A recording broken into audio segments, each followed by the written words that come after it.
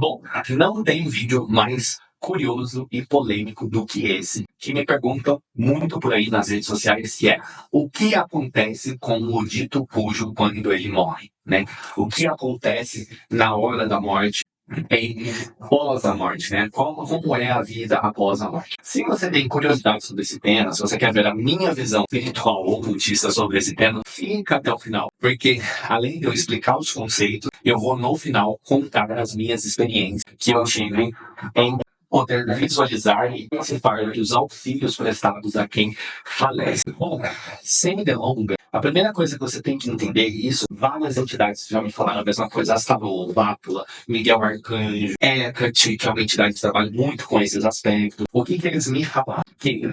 O que se sucede, vamos dizer assim, no momento crucial da morte em diante, depende do princípio do seu despertar consciência, se eu posso usar essa palavra. Então, quanto mais desperto, quanto mais volto, quanto mais, entre aspas, eu não gosto de usar esse termo, mas vou usar só para dar o contexto para vocês, envolvido você estiver, mais fácil é esse processo e a sua vida no astral. Então, curte, comenta e compartilhe o vídeo, ajuda o canal a crescer para a gente dar sequência no conteúdo. E isso depende, vou explicar mais ou menos o seguinte, depende muito da crença e das prisões mentais que aquele indivíduo criou para ele durante a morte, durante a vida, até o momento da morte dele. Então, vou dar um exemplo clássico. Para os crentes e para muitos cristãos, você, ao morrer, você entra numa espécie de um sono ou de um coma, e você vai ficar nesse sono e nesse coma até você ser despertado pelo juízo final. Então, o que normalmente acontece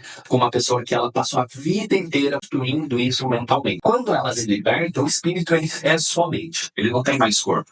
Então, tudo que a mente desse espírito cria acontece. Se é isso que ele acredita, ele é automaticamente, vou dizer assim, porque acontece muito rápido, dado a sinergia energética, levado para um cemitério astral. E ele fica lá, deitadinho, esperando, dormindo, esperando o juízo final. Ah, mas ele fica lá para sempre? Não. Entidades benéficas, entidades que trabalham em direção ao desenvolvimento do universo, vão lá, simulam a situação e vão trazer esse espírito para a realidade espiritual. Isso acontece, os vários romances mediúnicos, e principalmente a série Nosso Lar do Chico Xavier, explica muito como isso acontece. Para outras pessoas, a coisa mais ou menos assim, é como se ela tirasse uma roupa e ela continua muito lúcida, seguindo a vida dela espiritualmente.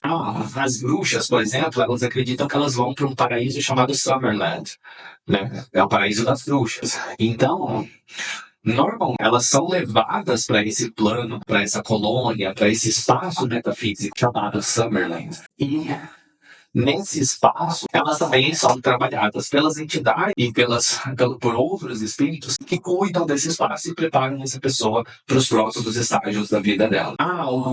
O católico acredita que ele foi para o inferno. Não.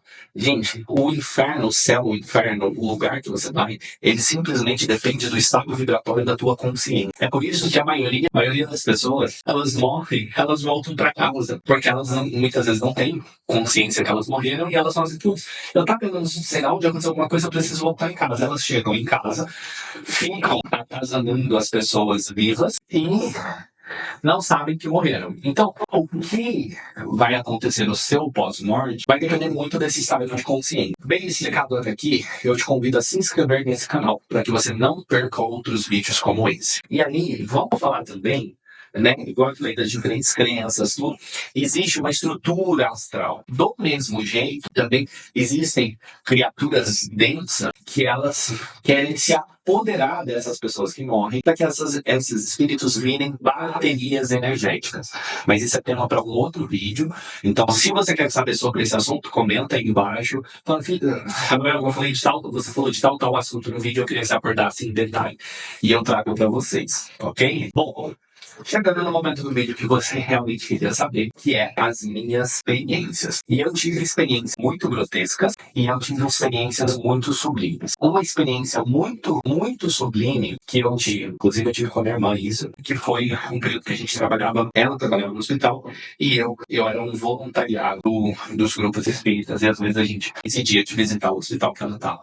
E nesse dia foi muito bonito, assim, porque eu vi a Bíblia Santos fala isso. A gente trabalha com uma entidade na Umbanda chamada Mundo Rei, né? Que é um Exu de Quimbanda, inclusive. E é um Exu, assim, é muito complexo falar desse Exu, porque ao mesmo tempo que ele tem um aspecto extremamente horripilante, ele tem uma beleza energética que é muito complexo de poder trazer isso em palavras. Mas eu lembro que eu tava nessa visita, ela tava no hospital também, e ele foi assim, aquela cena de filme. Eu lembro até hoje, parece tudo parou no tempo e no espaço. Eu vi ele chegando e entrando na ala da UTI. E minha irmã trabalhava na UTI, minha irmã viu ele. E ele veio trazer uma senhorinha, veio retirar um senhorzinho, não, um senhorzinho muito velhinho, que assim, já estava fazendo hora extra na Terra, modo de dizer, né? E ele trouxe, ele veio e pegou essa alma no colo, mas assim, o que ele tinha de grotesco, ele foi de delicado. Foi uma coisa assim que parecia que era um pai pegando um filho recém-nascido. E ele pegou assim essa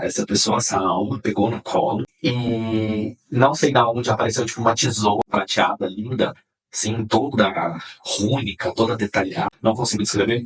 E ele meio que cortou um laço, um fio, e levou essa alma. E atrás dele foi muito interessante, porque assim que ele levou a alma, veio uma legião de caveiras e caveiras corando uma energia esquisita, fétida, podre, que saía do corpo depois que ele retirou a alma. E assim que ele passou com essa alma, os aparelhos da UTI apitaram que o senhor tinha falecido, o coração dele tinha parado. E aí os Exus vieram se alimentando energia, e aí não sobrou mais nada, sobrou só o corpo.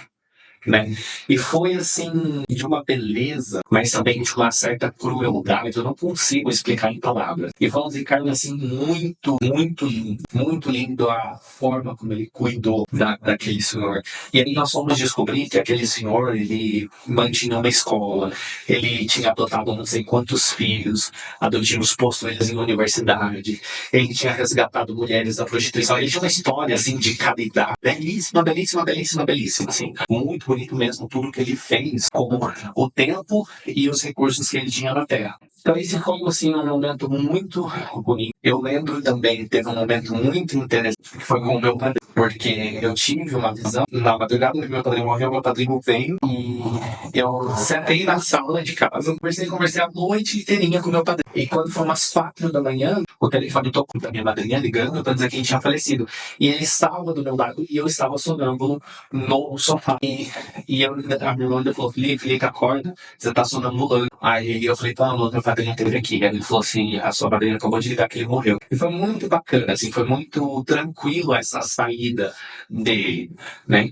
E eu também tive, durante o meu trabalho espírita, eu participava de um grupo astral chamado Socorristas de Maria, que é um grupo direcionado por Maria, que eles visitam as zonas umbralinas, então são tanto entidades espirituais quanto médiuns encarnados preparados, se unem nesse trabalho de socorro, visitam áreas umbralinas e eles resgatam as almas que podem ser resgatadas. E esse foi um trabalho muito interessante no pós-morte, porque assim, muito interessante em ver que como aquele trauma mental daquela pessoa em vida traduzia na forma como ela se tomava, traduzia nos machucados que ela tinha, nas doenças que ela tinha, só que para nós, aquilo tudo era manifestação energética. Então, eu lembro que até um dos meus mentores que iam comigo nesse trabalho, ele falava assim, lembra-se, ele falava muito isso, lembra-se de não se embaraçar com essa energia. E algumas vezes, quando eu ainda não estava preparado,